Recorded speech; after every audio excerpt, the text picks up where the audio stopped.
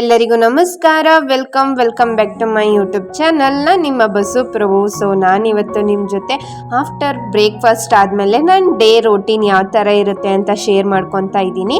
So ಈ video ನಿಮ್ಗೆ ಇಷ್ಟ ಆಗುತ್ತೆ ಅಂತ. ಸೊ ಇಷ್ಟ ಅಂದರೆ ಪ್ಲೀಸ್ ಒಂದು ಪುಟ್ಟ ಲೈಕ್ ಮಾಡಿ, ಶೇರ್ ಮಾಡಿ, ಕಮೆಂಟ್ ಮಾಡಿ, ಹಾಗೆಯೇ ಸಬ್ಸ್ಕ್ರೈಬ್ ಮಾಡ್ಕೊಂಡು ವಿಡಿಯೋನ ನೋಡಿ ಅಂತ ಹೇಳ್ತಾ ಬನ್ನಿ ವಿಡಿಯೋನ ಸ್ಟಾರ್ಟ್ ಮಾಡೋಣ.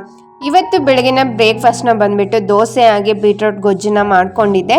ಸೊ ಅದೆಲ್ಲ ಕಂಪ್ಲೀಟ್, ಮನೆಯವರೆಲ್ಲ ಟಿಫನ್ ಎಲ್ಲ ತಿಂದಿದ್ದಾದಮೇಲೆ ಪಾತ್ರೆಗಳಿರುತ್ತೆ ಅಲ್ವಾ, ಸೊ ಪಾತ್ರೆಗಳೆಲ್ಲ ವಾಶ್ ಮಾಡಿಬಿಟ್ಟು ಇವಾಗ ತೊಗೊಂಡು ಬಂದು ಕಿಚನ್ಗೆ ಸ್ಟೋರ್ ಮಾಡ್ತಾ ಇದ್ದೀನಿ. ಅಂತಂದರೆ ಅದಾದ್ರ ಜಾಗದಲ್ಲಿ ಆ ಪಾತ್ರೆಗಳನ್ನ ಇಟ್ಬಿಟ್ರೆ ನೆಕ್ಸ್ಟ್ ಅಡುಗೆ ಮಾಡೋದಕ್ಕೂ ಒಂದು ಫ್ರೆಶ್ ಮೂಡ್ ಇರುತ್ತೆ ಅಂತಲೇ ಹೇಳ್ತೀನಿ.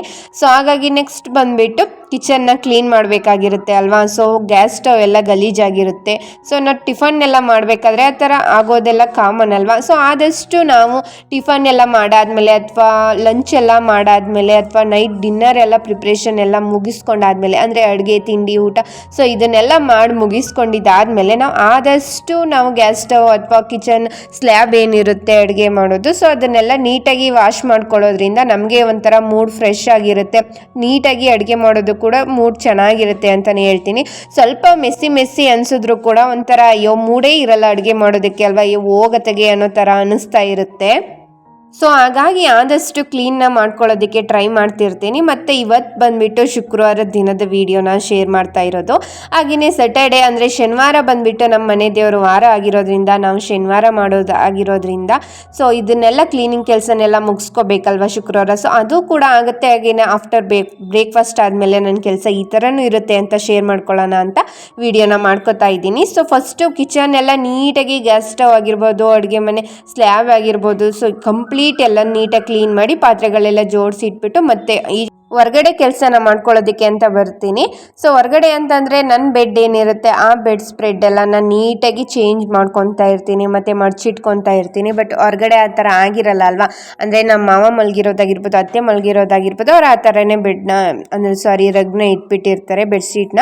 ಸೊ ಹಾಗಾಗಿ ಅದನ್ನು ನಾನೇನು ಮಾಡ್ತೀನಿ, ನೀಟಾಗಿ ಫೋಲ್ಡ್ ಮಾಡಿ ಎತ್ತಿಡ್ತೀನಿ. ಓಕೆನಾ. ಅದಾದ ನೆಕ್ಸ್ಟು ಬಟ್ಟೆ ಏನಾದ್ರು ವಾಷಿಂಗ್ ಮಿಷಿನ್ಗೆ ಹಾಕಬೇಕು ಅನ್ನೋದಿದ್ರೆ ಬಟ್ಟೆ ಎಲ್ಲ ವಾಷಿಂಗ್ ಮಿಷಿನ್ಗೆ ಹಾಕೊಂಡ್ಬಿಡ್ತೀನಿ. ಈಗ ಹಬ್ಬ ಹತ್ರ ಬರ್ತಾ ಇರೋದ್ರಿಂದ ಬಟ್ಟೆ ಎಲ್ಲ ವಾಶ್ ಮಾಡೋದಾಗಿರ್ಬೋದು, ಬೆಡ್ಶೀಟ್ ಎಲ್ಲ ವಾಶ್ ಮಾಡೋದು, ಕರ್ಟನ್ಸ್ ಎಲ್ಲ ಕ್ಲೀನ್ ಮಾಡೋದು, ಸೊ ಮನೆಯೆಲ್ಲ ಕ್ಲೀನ್ ಮಾಡೋದು, ಪ್ರತಿಯೊಂದು ಕೆಲಸ ನಡೀತಾನೆ ಇರುತ್ತೆ ಅಲ್ವಾ.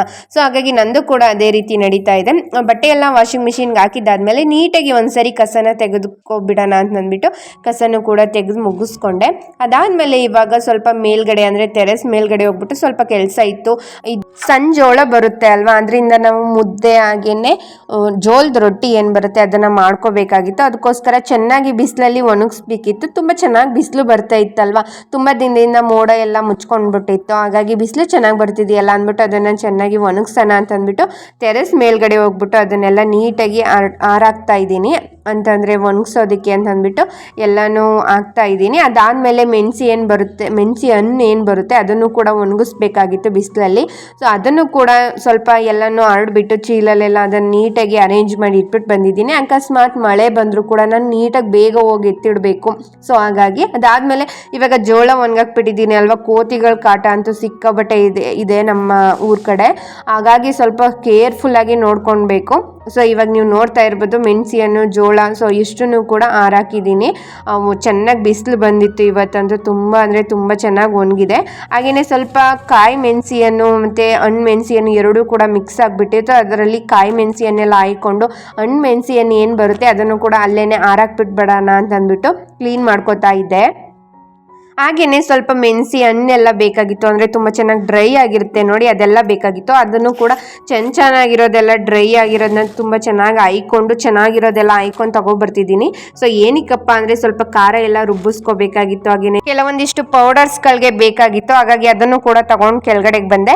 ಇವಾಗ ಮನೆಯೆಲ್ಲ ನೀಟಾಗಿ ಕಸ ತೆಗೆದಿದ್ದಾಗಿದೆ ಅಲ್ವಾ. ಇವಾಗ ಮನೆಯನ್ನು ಒರೆಸ್ಬೇಕಾಗಿತ್ತು. ಸೊ ನಾ ಮನೆಯನ್ನು ಒರೆಸ್ಬೇಕಾದ್ರೆ ಏನು ಮಾಡ್ತೀನಿ ಗೊತ್ತಾ, ಫಸ್ಟು ಮಾಪ್ನ ಅರ್ಧ ಗಂಟೆ ಟೈಮು ನೀರಲ್ಲಿ ನೆನೆಸಿಟ್ಟಿರ್ತೀನಿ. ಅಲ್ಲಿಗೆ ಸ್ವಲ್ಪ ಉಪ್ಪು ಹಾಗೆ ಅರಿಶಿನ ಪುಡಿ, ಸ್ವಲ್ಪ ಫೆನೈಲ್ ಏನು ಬರುತ್ತೆ ಅದನ್ನು ಯೂಸ್ ಮಾಡ್ತೀನಿ. ಸೊ ಈ ಥರ ನೆನೆಸಿಟ್ಟು ಮಿಕ್ಸ್ ಮಾಡೋದ್ರಿಂದ ತುಂಬ ಚೆನ್ನಾಗಿ ಮನೆ ನೀಟಾಗಿ ಫ್ರೆಶ್ ಆಗಿರುತ್ತೆ. ಹಾಗೆ ಗೆರೆ ಥರ ಏನೂ ಬರೋದಿಲ್ಲ. ಸೊ ಹಾಗಾಗಿ ಈ ಥರ ಪ್ಲ್ಯಾನ್ನ ಮಾಡ್ಕೊತೀನಿ. ಅದಾದಮೇಲೆ ಉಪ್ಪು ಮತ್ತು ಅರಿಶಿನ ಹಾಕೋದ್ರಿಂದ ಮನೆ ನೆಗೆಟಿವಿಟಿ ಹೋಗುತ್ತೆ ಅಂತಲೇ ಹೇಳ್ತಾರೆ ಅಲ್ವಾ. ಸೊ ಪಾಸಿಟಿವಿಟಿ ಜಾಸ್ತಿ ಆಗಲಿ ಅಂತ ಅಂದ್ಬಿಟ್ಟು ಈ ಥರ ಹಾಕೊಂಡು ನಾನು ಮನೆಯನ್ನು ಒರೆಸ್ಕೊಳ್ಳೋದಕ್ಕೆ ಟ್ರೈ ಮಾಡ್ತೀನಿ. ಸೊ ಇವಾಗ ಮನೆಯೆಲ್ಲ ನೀಟಾಗಿ ಒರೆಸಿದಾದ್ಮೇಲೆ ಬಟ್ಟೆನೂ ಕೂಡ ಎಲ್ಲನೂ ಕೂಡ ವಾಶ್ ಆಗಿತ್ತು, ಅದನ್ನು ಕೂಡ ತಗೊಂಡೋಗ್ಬಿಟ್ಟು ಹಿಂದ್ಗಡೆ ಒಣಾಕಿದ್ದೀನಿ. ತುಂಬ ಚೆನ್ನಾಗಿ ಬಿಸಿಲು ಬರ್ತಾ ಇರೋದ್ರಿಂದ ನನಗಂತೂ ತುಂಬ ಖುಷಿ, ಯಾಕಂದರೆ ನನ್ನ ಕೆಲಸಗಳೆಲ್ಲ ಆರಾಮಾಗಿ ಈಸಿಯಾಗಿ ಆಗೋಗ್ತಾ ಇದೆ. ಅದಕ್ಕೋಸ್ಕರ ಯಾರೆಲ್ಲ ಈ ಥರ ಥಿಂಕ್ ಮಾಡ್ತಿದ್ದೀರಾ, ಆದಷ್ಟು ನಾನು ಏನೇನು ಬಿಸಿಲಲ್ಲಿ ಹಾಕಬೇಕಾಗಿತ್ತು ಅದನ್ನೆಲ್ಲ ಹಾಕಿ ಚೆನ್ನಾಗಿ ಡ್ರೈ ಮಾಡಿ ಎತ್ತಿಟ್ಕೊತಾ ಇದ್ದೀನಿ.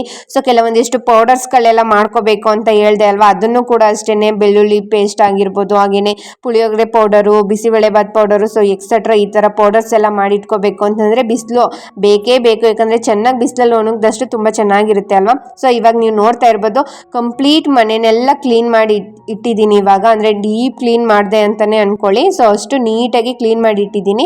ಸೊ ಇವಾಗ ನೀವು ನೋಡ್ತಾ ಇರ್ಬೋದು ಖಾರ ರುಬ್ಬೋದಕ್ಕೆ ಅಂತ ಸ್ವಲ್ಪ ಐಟಮ್ಸ್ ಎಲ್ಲ ರೆಡಿ ಮಾಡಿ ಇಟ್ಕೊಂಡಿದ್ದೀನಿ. ಹಾಗೆಯೇ ಅಡುಗೆ ಮನೆಯೂ ಕೂಡ ಅಷ್ಟೇ ಡೀಪ್ ಕ್ಲೀನ್ ಮಾಡಾಯಿತು, ಮತ್ತು ಅಡುಗೆನೂ ಕೂಡ ಮುಗಿಸ್ಕೊಂಡಿದ್ದೀನಿ. ಎಷ್ಟು ಜಲ್ದಿ ಆಗುತ್ತೋ ಅಷ್ಟು ಫಾಸ್ಟಾಗಿ ನಾನು ಎಲ್ಲ ಕೆಲಸನೂ ಮುಗಿಸ್ಕೊತೀನಿ.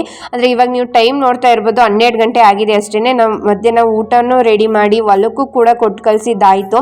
ಸೊ ಇವಾಗ ನಾನು ಸ್ವಲ್ಪ ಫ್ರೆಶ್ ಅಪ್ ಆಗಬೇಕು ಅಂತಂದರೆ ಸ್ವಲ್ಪ ತಲೆಗೆಲ್ಲ ಎಣ್ಣೆ ಹಾಕ್ಕೊಂಡು ಮಸಾಜ್ ಮಾಡ್ಕೋಬೇಕು. ಅದಾದಮೇಲೆ ಮಿಕ್ಕಿದ ಕೆಲಸ ಮಾಡ್ಕೊಳ್ಳೋಣ ಅಂತ ಅಂದ್ಬಿಟ್ಟು ಹಂಗೆ ಕಂಟಿನ್ಯೂ ಮಾಡ್ತಾ ಇದ್ದೀನಿ. ಸೊ ಇವಾಗ ನೀವು ನೋಡ್ತಾ ಇರ್ಬೋದು ಖಾರ ರುಬ್ಕೊಳ್ಳೋದಕ್ಕೆ ಅಂತ ರೆಡಿ ಮಾಡ್ಕೊತಾ ಇದ್ದೀನಿ. ಸೊ ಮೆಣಸಿಯನ್ನೆಲ್ಲ ನೀಟಾಗಿ ಫ್ರೈ ಮಾಡಿ ಇಟ್ಕೊಂಡಿದ್ದೀನಿ ಸ್ವಲ್ಪ ಎಣ್ಣೆಲಿ. ಹಾಗೆ ಸಾಂಬಾರು ಈರುಳ್ಳಿ, ಬೆಳ್ಳುಳ್ಳಿ, ಸ್ವಲ್ಪ ಹುಣಸೆಹಣ್ಣು, ಕರ್ಬೇವಿನ ಸೊಪ್ಪು, ಜೀರಿಗೆ, ಮೆಣಸು, ಸೊ ಈ ಥರ ಎಲ್ಲ ಐಟಮ್ಸ್ನು ಕೂಡ ರೆಡಿ ಮಾಡಿ ಇಟ್ಕೊಂಡಿದ್ದೀನಿ. ಏಕೆಂದರೆ ಇದನ್ನೆಲ್ಲ ರೆಡಿ ಮಾಡಿ ಇಟ್ಕೊಂಡಿರೋದು ನಮ್ಮ ಪಕ್ಕದ ಮನೆಗೆ ಹೋಗ್ಬಿಟ್ಟು ರುಬ್ಬಿಸ್ಕೊಬರ್ಬೇಕು ಅಂತ. ಸೊ ಇದನ್ನು ಕಂಪ್ಲೀಟ್ ರೆಸಿಪಿನ ನಾನು ನೆಕ್ಸ್ಟ್ ವಿಡಿಯೋದಲ್ಲಿ ಶೇರ್ ಮಾಡ್ಕೋತೀನಿ. ಜಸ್ಟ್ ಇವಾಗ ಸ್ವಲ್ಪ ಗ್ಲಿಮ್ಸ್ ಮಾತ್ರ ಆ್ಯಡ್ ಮಾಡ್ತಿದ್ದೀನಿ ಅಷ್ಟೇ. ಸೊ ಹಾಗೆಯೇ ಇವಾಗ ನಾನು ಪಕ್ಕದ ಮನೆಗೆ ಹೋಗ್ಬಿಟ್ಟು ರುಬ್ಬಿಸ್ತಾ ಇದ್ದೀನಿ. ನೀವು ನೋಡ್ತಾ ಇರ್ಬೋದು ಅವರು ಖಾರನ ಪ್ರಿಪೇರ್ ಮಾಡಿ ನನಗೆ ಸ್ವಲ್ಪ ಟೇಸ್ಟ್ ನೋಡು ಅಂತ ಕೊಟ್ಟಿದ್ರು. ಸಖತ್ತಾಗಿತ್ತು, ಅಂದರೆ ತುಂಬ ಚೆನ್ನಾಗಿತ್ತು.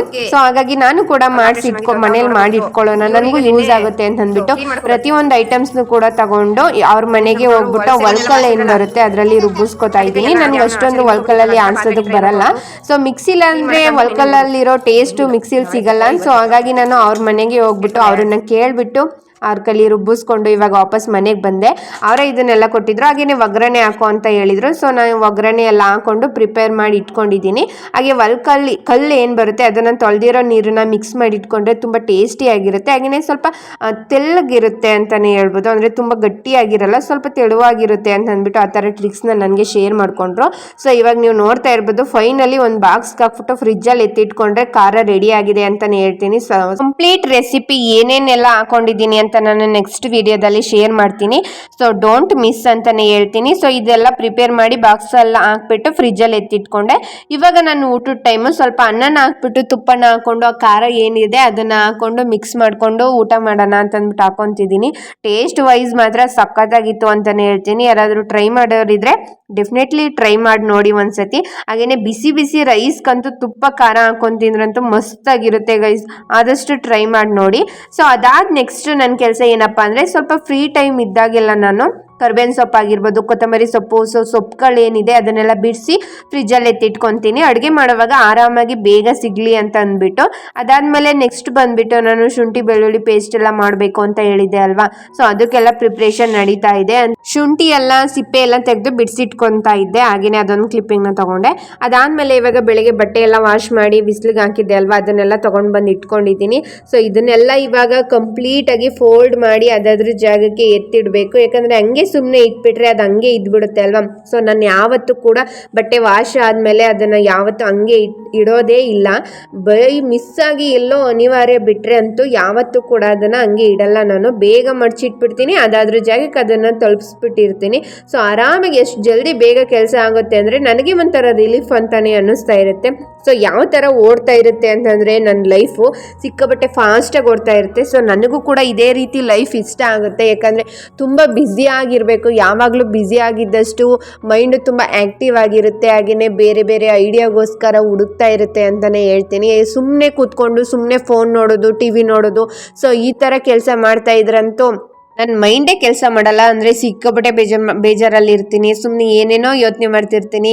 ಸೊ ಹಾಗಾಗಿ ನನಗೇನಪ್ಪ ಅಂತಂದರೆ ಆದಷ್ಟು ಬೇರೆ ಬೇರೆ ರೀತಿ ಕೆಲಸಗಳನ್ನ ಮಾಡ್ತಾನೇ ಇರಬೇಕು, ಯಾವಾಗಲೂ ಬ್ಯುಸಿ ಆಗಿರಬೇಕು ಅನ್ನೋದೇ ನನಗಂತೂ ತುಂಬ ಇಷ್ಟ. ಆದಷ್ಟು ಟ್ರೈ ಮಾಡ್ತಾನೇ ಇರ್ತೀನಿ. ಕೆಲವೊಂದು ಸತಿ ಸ್ವಲ್ಪ ಫ್ರೀ ಇರ್ತೀನಿ, ಯಾವಾಗಲೂ ಇಷ್ಟೊಂದು ಬ್ಯುಸಿ ಅಂತೂ ಇರೋದೇ ಇಲ್ಲ ಆಯಿತಾ.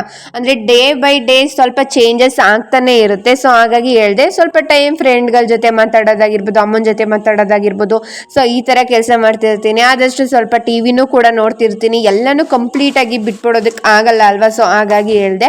ಅದಾದಮೇಲೆ ಇವಾಗ ನೀವು ನೋಡ್ತಾ ಇರ್ಬೋದು, ಸ್ವಲ್ಪ ಮೆಣಸಿಯನ್ನೆಲ್ಲ ಹಂಗೆ ಇಟ್ಟಿದ್ದೆ ಅಲ್ವಾ. ಹಾಗೆಯೇ ಏನಕ್ಕಪ್ಪ ಫ್ರೈ ಮಾಡ್ತಿದ್ದೀನಿ ಅಂದರೆ ಮಿಕ್ಸಿ ಜಾರ್ನ ನೀವು ನೋಡ್ತಾ ಇರ್ಬೋದು. ಸೊ ಬೆಳಿಗ್ಗೆ ನಾನು ಖಾರ ರುಬ್ಬೇಕಾದ್ರೆ ಮೊದಲು ಮೆಣಸಿ ಹಣ್ಣನ್ನೆಲ್ಲ ಸ್ವಲ್ಪ ಮಿಕ್ಸರ್ ಜಾರಲ್ಲಿ ನಾನು ಪೌಡರ್ನ ಮಾಡ್ಕೊಂಡು ಹೋಗಿದ್ದೆ. ಸೊ ಆ ಪೌಡರ್ ಮೆತ್ಕೊಂಡಿರೋದು ಹಂಗೆ ಇತ್ತಲ್ವಾ, ಸುಮ್ಮನೆ ಅದನ್ನು ತೊಳೆದು ವೇಸ್ಟ್ ಮಾಡೋದಕ್ಕೆ ಅಂತ ನಾನು puliyogare powder, rice bath powder, bisibele bath ಪೌಡರ್ನ ಮಾಡಿ ಇಟ್ಕೋಬೇಕು ಅಂತ ಅನ್ಕೊತಿದ್ದೆ. ಸೊ ಅದಕ್ಕೋಸ್ಕರ ಮೆಣಸಿಯನ್ನೆಲ್ಲ ಇಟ್ಕೊಂಡಿದ್ದೆ. ಅದನ್ನೆಲ್ಲ ಇವಾಗ ಒಂದೇ ಸತಿ ಫ್ರೈ ಮಾಡಿಬಿಟ್ಟು ರುಬ್ಬಿಟ್ಕೊಬಿಡೋಣ, ಆಮೇಲೆ ಮಿಕ್ಸಿ ಜಾರ್ನ ತೊಳ್ಕೊಳ್ಳೋಣ ಅಂತ ಅಂದ್ಬಿಟ್ಟು ಅದು ಕೆಲಸ ಕೂಡ ಮುಗಿಸ್ಕೊಂಡೆ. ಅಂದರೆ ಸ್ವಲ್ಪ ಗುಂಟೂರು ಬ್ಯಾಡಗೆ ಮೆಣಸಿಯನ್ನು ನಾರ್ಮಲ್ ಮೆಣಸಿಯನ್ನು ಹಾಕ್ಬಿಟ್ಟು ರುಬ್ಬಿಟ್ಕೊಂಡಿದ್ದೀನಿ. ಆಮೇಲೆ ನಾನು ಬೇರೆ ದಿನ ಅದನ್ನು ಕೆಲಸನ ಮಾಡ್ಕೊತೀನಿ. ಇವಾಗ ಆಗಲ್ಲ, ಸ್ವಲ್ಪ ಟಯರ್ಡ್ ಅಂತ ಅನ್ನೋ ಥರ ಅನ್ನಿಸ್ತಾ ಇತ್ತು. ಸೊ ಹಾಗಾಗಿ ಇವಾಗ ನೀವು ನೋಡ್ತಾ ಇರ್ಬೋದು, ಶುಂಠಿ ಬೆಳ್ಳುಳ್ಳಿ ಪೇಸ್ಟ್ನ ಮಾಡ್ಕೊಳ್ಳೋದಕ್ಕೆ ಅಂತ ಅಂದ್ಬಿಟ್ಟು ಶುಂಠಿ ಮತ್ತು ಬೆಳ್ಳುಳ್ಳಿ ಎರಡನ್ನೂ ಕೂಡ ಒಂದು ಮಿಕ್ಸಿ ಜಾರ್ಗೆ ಹಾಕೊತಾ ಇದ್ದೀನಿ. ಆದಷ್ಟು ಶುಂಠಿಗಿಂತ ಬೆಳ್ಳುಳ್ಳಿ ಕ್ವಾಂಟಿಟಿನ ಸ್ವಲ್ಪ ಜಾಸ್ತಿ ತೊಗೊಳ್ಳಿ. ಅಂದರೆ ಯಾರಾದರೂ ಮಾಡಿ ಇಟ್ಕೊಳ್ಳೋರಿಗೆ ನಾನು ಟಿಪ್ಸ್ನ ಶೇರ್ ಮಾಡ್ಕೊತಾ ಇರೋದು. ಹಾಗೆಯೇ ಶುಂಠಿ ಬೆಳ್ಳುಳ್ಳಿ ಅದಾದಮೇಲೆ ಸ್ವಲ್ಪ ಅರಿಶಿನ ಪುಡಿನ ಹಾಕ್ಕೊಂಡಿದ್ದೀನಿ. ಸೊ ಒಳ್ಳೆ ಕಲರ್ ಕೂಡ ಬರುತ್ತೆ, ಹಾಗೆಯೇ ಸ್ವಲ್ಪ ಕಲರ್ ಕೆಡೋದಿಲ್ಲ ಅಂತಲೂ ಹೇಳ್ತೀನಿ. ತುಂಬ ಫ್ರೆಶ್ ಆಗಿರಬೇಕು ಅಂದರೆ ಈ ಥರ ಯೂಸ್ ಮಾಡ್ಕೊಳ್ಳಿ ಟಿಪ್ಸ್ನ. ಹಾಗೆಯೇ ಸ್ವಲ್ಪ ಸಾಲ್ಟ್ ಹಾಕ್ಕೊಂಡಿದ್ದೀನಿ. ಅದಾದಮೇಲೆ ಸ್ವಲ್ಪ ಎಣ್ಣೆ ಏನು ಬರುತ್ತೆ ಅದನ್ನು ಹಾಕ್ಕೊಂಡಿದ್ದೀನಿ. ನಿಮ್ಮ ಮನೇಲಿ ಏನಾದರೂ ಇದ್ದರೆ ಸ್ವಲ್ಪ ವಿನೆಗರ್ನು ಕೂಡ ಯೂಸ್ ಮಾಡ್ಕೊಳ್ಳಿ, ಇಲ್ಲ ಅಂತಂದರೆ ಸ್ಕಿಪ್ ಮಾಡಿದ್ರೂ ನಡೆಯುತ್ತೆ ಅಂತ ಅನ್ಕೊತೀನಿ. ಸ್ವಲ್ಪ ಎಣ್ಣೆ ಹಾಗೇನೆ ಅರಿಶಿನ ಪುಡಿ, ಉಪ್ಪು, ಬೆಳ್ಳುಳ್ಳಿ, ಶುಂಠಿ, ಸೊ ಇಷ್ಟನ್ನು ಹಾಕೊಂಡು ಗ್ರೈಂಡ್ನ ಮಾಡಿಕೊಂಡ್ರೆ ತುಂಬ ಚೆನ್ನಾಗಿರುವಂತಹ ಶುಂಠಿ ಬೆಳ್ಳುಳ್ಳಿ ಪೇಸ್ಟ್ ಮನೆಯಲ್ಲೇ ಕೂಡ ಪ್ರಿಪೇರ್ ಆಗಿರುತ್ತೆ. ಸೊ ಹೊರಗಡೆ ತರೋದಕ್ಕಿಂತ ಆರಾಮಾಗಿ ನಾವು ಮನೆಯಲ್ಲೇ ಮಾಡಿಟ್ಕೊಂಡ್ರೆ ತುಂಬ ಚೆನ್ನಾಗಿರುತ್ತೆ. ಆಮೇಲೆ ನಾವು ಮಾಡಿದ್ದೀವಿ ಅನ್ನೋ ಒಂದು ಸ್ಯಾಟಿಸ್ಫ್ಯಾಕ್ಷನ್ ಇರುತ್ತೆ ಅಂತಲೇ ಹೇಳ್ತೀನಿ. ಸೊ ಇವಾಗ ನೀವು ನೋಡ್ತಾ ಇರ್ಬೋದು, ಫೈನಲಿ ಕಲರ್ ನೋಡಿ ಎಷ್ಟೊಂದು ಸಖತ್ತಾಗಿ ಬಂದಿದೆ ಅಂತ. ಸೊ ಪ್ರಿಪೇರ್ ಮಾಡಿ ಇಟ್ಕೊಂಡು ಫ್ರಿಜ್ಜಲ್ಲಿ ಇಟ್ಕೊಂಡ್ರೆ ತುಂಬ ದಿನದವರೆಗೆ ನಾವು ಇದನ್ನು ಯೂಸ್ ಮಾಡ್ಕೋಬೋದು.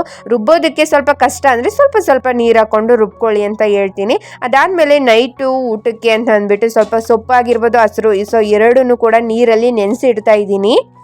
ಅಡುಗೆ ಮಾಡುವಾಗ ಟೆನ್ಷನ್ ಫ್ರೀ ಆಗಿರುತ್ತೆ ನನಗೆ, ಹಾಗಾಗಿ.